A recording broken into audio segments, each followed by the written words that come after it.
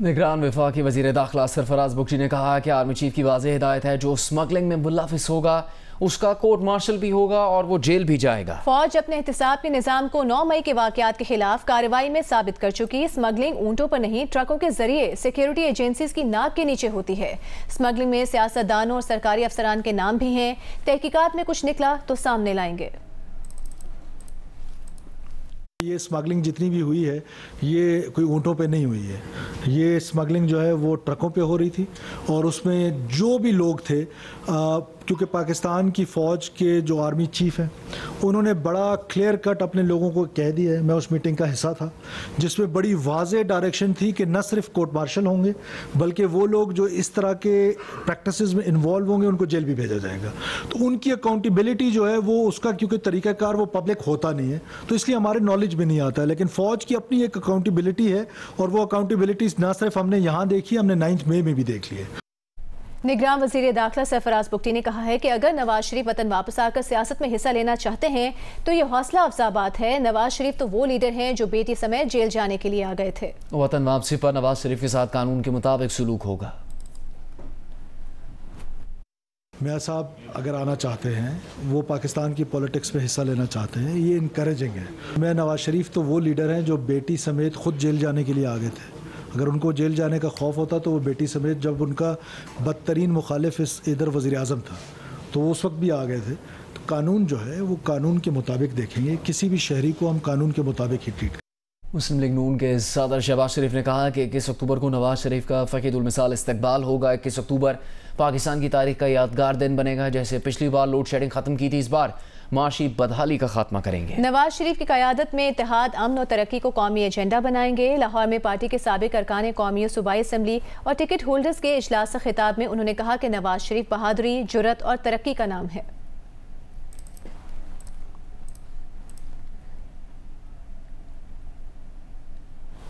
Chairman Peoples Party Bilawal Bhutto का कहना है कि सिंध में उनके तरक्याती मंसूबों को रोका जा रहा है। बल्दियाती नुमाइंदे चेक करें कि कहां स्कीमों पर काम चल रहा है और कहां रुका हुआ है।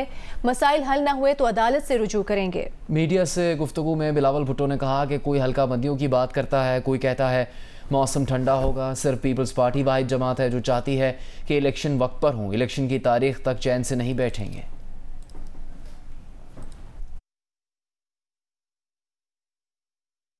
बिलावल हाउस कराची में सिंध भर की मेट्रोपॉलिटन कॉरपोरेशंस के मेयर्स और डिप्टी मेयर समेत बल्दियाती नुमाइंदों का इजलास हुआ। सदारत chairman Peoples Party Bilawal Bhutto Zardari ने की। अपने खिताब में बिलावल भुट्टो ने MQM पाकिस्तान की क़यादत या मौलाना फजलुर रहमान का नाम लिए बगैर तीर पर तीर चलाए। बताया कि पीपल्स पार्टी इलेक्शन का महीना नहीं बल्कि हतमी तारीख का नोटिफिकेशन चाहती है। कभी कोई सोको लीडर टीवी पे आता है और वो कहते हैं कि इश्यूज सब कोई वसा नहीं होना चाहिए। कभी कोई मौसम की बात करना शुरू कर देते हैं कि फरवरी में, जनवरी में जो है वो मौसम बड़ा ठंडा है। फिर कोई कहता है कि लॉ एंड ऑर्डर का क्या सूरत हाल है। मेरा ख्याल में पाकिस्तान के अवाम को पहचानना कि कौन उनका एहतसाब से भागते हैं और कौन तैयार है। इजलास के दौरान मुंतखब बल्दियाती नुमाइंदों ने फंड्स न मिलने समेत दीगर मसाइल से आगाह किया, जिस पर बिलावल भुट्टो जरदारी ने कहा कि अवामी नुमाइंदों के मसाइल हल न हुए तो अदालत जाएंगे।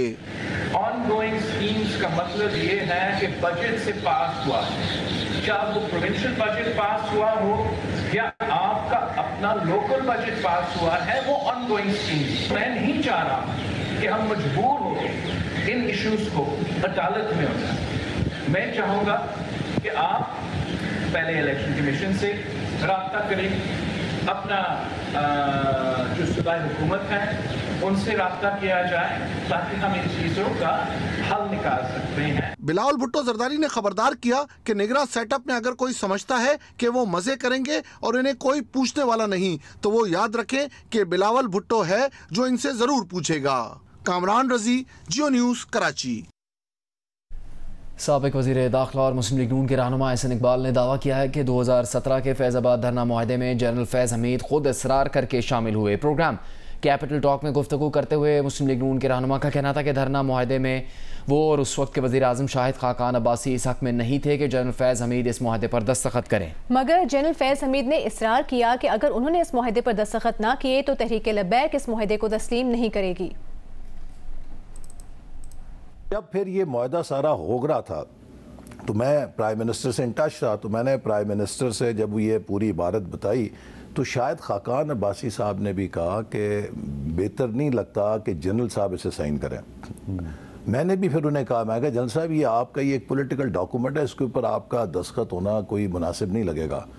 उन्होंने ये जवाब दिया कि जी वो लोग चाहते हैं, दूसरी पार्टी चाहती है कि इस पे मेरे दस्तखत होने चाहिए। तो वज़ीर आज़म शाहिद खाकान अब्बासी और वज़ीर दाखिला एहसन इकबाल का ख्याल था जनरल फैज़ को दस्तखत नहीं करने चाहिए, लेकिन तहरीक लब्बैक ने कहा कि आप दस्तखत करें। उन्होंने, जनरल फैज़ ने मुझे ये कहा जी कि दूसरी पार्टी इसको एक्सेप्ट नहीं करेगी जब तक मेरे इस पर दस्तखत नहीं होंगे। मुझे याद अच्छी तरह सुबह के वक्त मैंने कहा कि ये आपके लिए भी मुनासिब नहीं, आपके इदारे के लिए भी ठीक नहीं, लेकिन उनका जवाब ये था कि ये फिर कबूल नहीं होगा मुआहदा अगर इसको मैं वो गारंटी मेरी मांग।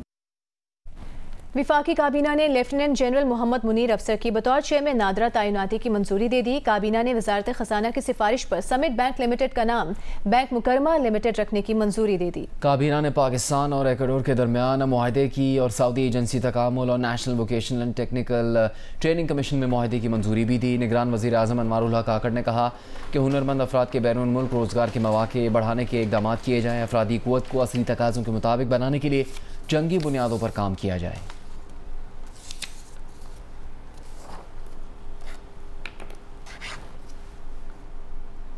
पाकिस्तान थिएटर फेस्टिवल में मज़ाहिया, संजीदा, इस्लाही और तारीखी खेल पेश किए जा रहे हैं। जियो और जंग मेले के मीडिया पार्टनर हैं। आज के दिन का अहवाल बता रहे हैं नुमाइंदा जियो न्यूज़ वलीद अहमद।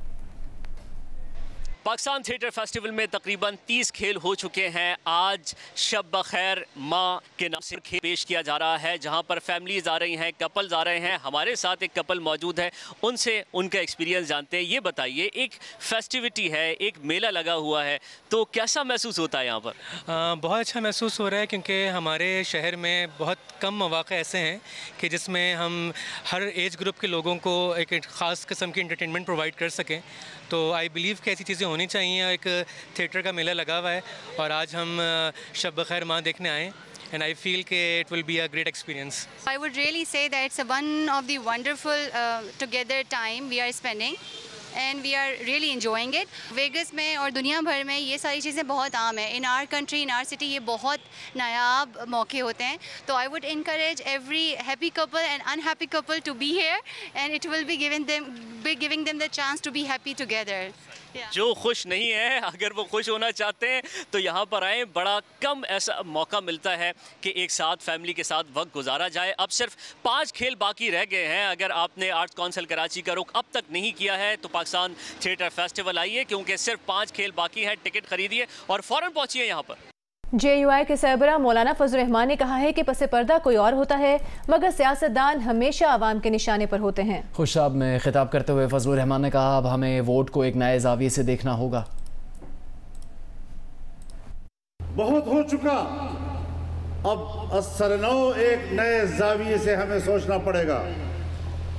अपने वोट का फैसला एक नए जाविये से हमें करना होगा। हमारी कौम की नज़र में सिर्फ एक सियासतदान निशाने पर रहता है, जुर्म किसी का भी हो। पसे पर्दा कौन सी कुव्वत है, लेकिन हमने हमेशा निशाने पे सियासतदान को रखना होगा। सिर्फ पाकिस्तान है जिसके ऊपर दबाव है कि इसराइल को तस्लीम करो, फिलिस्तीन की हुकूमत को तस्लीम करो वाली बात कहाँ चली गई? जनरल आसिम मुनीर साहब जो इस वक्त चीफ ऑफ आर्मी स्टाफ हैं, ये जब ISI के सरबराह थे, 10 माह के बाद उसको हटाया गया और जून में हटाया गया, और इमरान खान के बशमूल 2 जनरल्स यहाँ से गए और ट्रंप के दफ्तर में उनके साथ 3 वादे किए। इसराइल को तस्लीम करना, कादियानियों के खिलाफ तरमीम वापस लेना, कश्मीर को इंडिया के हवाले करना, ये एजेंडा उनका था और वो उन्होंने मनवाया। लाहौर में गिरफ्तार गुर्दा फरोश गैंग से मुतालिक मजीद इंकशाफात सामने आए हैं। पुलिस के मुताबिक सोनिया नामी हेल्थ वर्कर गुर्दा फरोश गैंग की माविन थी, जब केस का प्रॉपर्टी डीलर शौहर गुर्दे बेचने वालों का बंदोबस्त करता था। डॉक्टर की अदम मौजूदगी में मोटरसाइकिल मैकेनिक गुर्दों की पैवंदकारी करता था। लाहौर से अहमद फराज की रिपोर्ट देखिए। पुलिस के मुताबिक गिरफ्तार गुर्दा फरोश मुलजमान ने इंकशाफ किया कि शौकत नामी माजूर शख्स गुर्दों का ऑपरेशन करवाने वाले डॉक्टर फवाद का फ्रंटमैन है। शौकत ने 65 मुल्की व गैर मुल्की खरीदारों के ऑपरेशन करवाए। इस दौरान लियाकत नामी शख्स भी अपना गुर्दा फरोख्त करके इसी गैंग का कारिंदा बन गया और 15 अफराद के गुर्दे खरीदे। फारूक नामी शख्स भी अपना गुर्दा बेचकर गैंग में शामिल हो गया। डॉक्टर फवाद की अदम मौजूदगी में मोटरसाइकिल मैकेनिक नवीद मरीजों के ऑपरेशन करता रहा। मुलजिम नवीद ने इंकशाफ किया कि उसने गुर्दा पैवनकारी की तरबियत डॉक्टर फवाद से ली है। सोनिया नामी हेल्थ वर्कर गैंग की मुआविन थी, जबकि उसका शौहर वहीद गुर्दे फरोख्त करने वालों का बंदोबस्त करता था। पुलिस का कहना है कि डॉक्टर फवाद समेत तमाम गिरफ्तार मुलजमान से तफ्तीश जारी है। CEO लाहौर कलंदर्स आतिफ राना का कहना है कि हालिया दिनों में खवातीन प्लेयर्स के ट्रायल्स लिए हैं। लाहौर कलंदर्स की विमेन टीम बनाने का इरादा है। पाकिस्तान को विमेन क्रिकेट में भी नया टैलेंट देंगे। लाहौर से दुआ मिर्जा की रिपोर्ट देखिए। CEO लाहौर कलंदर्स राना आतिफ, डायरेक्टर लाहौर कलंदर आकिब जावेद और DG सोशल वेलफेयर मुदस्सर रियाज मलिक ने एक्सपो सेंटर में जारी वैक्स नेक्स्ट नुमाइश का दौरा किया। नुमाइश के आखिरी रोज भी खवातीन ने स्टॉल्स लगाए। PSL 2023 की ट्रॉफी भी नुमाइश के लिए रखी गई। शुरका ने ट्रॉफी के साथ खूब तस्वीरें बनवाई। CEO लाहौर कलंदर्स आतिफ राना का कहना था कि लाहौर कलंदर्स की विमेन क्रिकेट टीम बनाकर पाकिस्तान को नया टैलेंट देंगे। जिस तरह वुमेन एम्पावरमेंट में कलंदर्स तो खैर अभी पिछले दिनों हमने ट्रायल लिए और हम अब सोच रहे हैं और चाह रहे हैं कि हम वुमेन की टीम भी बनाएं और पाकिस्तान को वुमेन का टैलेंट भी दे। डायरेक्टर लाहौर कलंदर्स आकिब जावेद का कहना था कि पाकिस्तान उस वक्त ही तरक्की करेगा जब मर्दों और खवातीन को मसावी हकूक दिए जाएंगे। पाकिस्तान तरक्की उस दिन करेगा जब हर मर्द और औरत को एक नज़र से देखा जाएगा और उनको बराबर अपॉर्चुनिटीज प्रोवाइड की जाएंगी। DG सोशल वेलफेयर मुदस्सर रियाज मलिक ने लाहौर कलंदर्स की जानिब से विमेन क्रिकेट टीम बनाने के ऐलान को सराहते हुए भरपूर ताउन की यकीन दहानी करवाई। Women empowerment is a subject जो very close to our heart और इंशाल्लाह हम मिल के कलंदर गवर्नमेंट मिल के हम इस पे मजीद आगे काम करेंगे ताकि जो खवातीन अपने पाँव पे खड़ी हो सके। लाहौर कलंदर्स की टीम ने मुख्तलिफ स्टॉल्स का दौरा किया। टीम के अरकान को जनूबी पंजाब के लोगों ने अजरक भी पहनाई। कैमरामैन ख्वाजा आमिर के साथ दुआ मिर्जा, जियो न्यूज़, लाहौर। मुल्क में सितंबर में महंगाई की शरह 2% बढ़कर 31.4% हो गई। इदारे शुमारियात के एदाद शुमार के मुताबिक सितंबर में प्याज 39.3% और दाल मसूर 19.8% महंगी हुई है। सितंबर में सब्जियां 11.7% और चीनी 10.8% मजीद महंगी हुई हैं। सितंबर में मोटर फ्यूल 11.3% और माया ईंधन 9.2% महंगा हुआ है। सितंबर में ट्रांसपोर्ट चार्जेस 4.2% बढ़ गए, जबकि सितंबर 2022 के मुकाबले में बिजली 163% महंगी हुई है।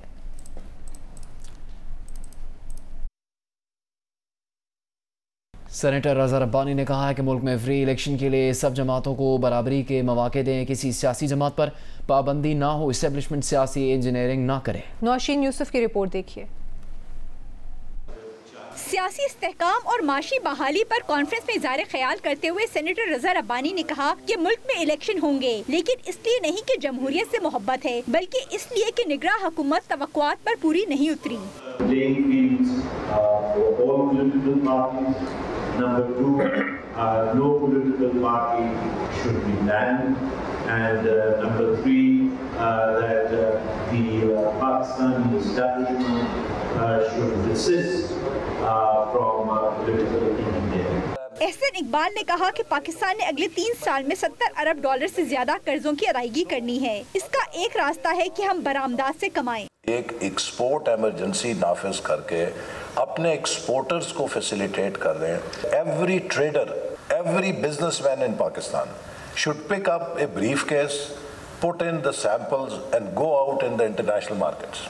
मुशाहिद हुसैन सैयद का कहना था कि इस वक्त इलेक्शन के 3 मॉडल सामने हैं। एक मॉडल है कि सियासी इंजीनियरिंग करें, दूसरा मॉडल है कि सियासी जमात की कामयाबी के बाद मकबूल लीडर को नाअहल कर दो, तीसरा मॉडल है कि लीडर पर पाबंदी लगा दें, लेकिन इसकी जमात को इलेक्शन लड़ने की इजाजत दें। सेनेटर वलीद इकबाल ने कहा कि 50 साल बाद आईन ने हमें फेल किया। कायदे आजम ने खुद कहा कि मुल्क में सदारती निजाम हो। लोग भी कहते हैं कि पार्लिमानी निजाम में ब्लैकमेलिंग होती है। रज़ा रब्बानी ने जवाब में कहा कि क्या एस्टेब्लिशमेंट अमेरिका जैसा सदारती निजाम कबूल करने को तैयार होगी। कैमरामैन खलीक अहमद के साथ नौशीन यूसुफ, जियो न्यूज़, इस्लामाबाद।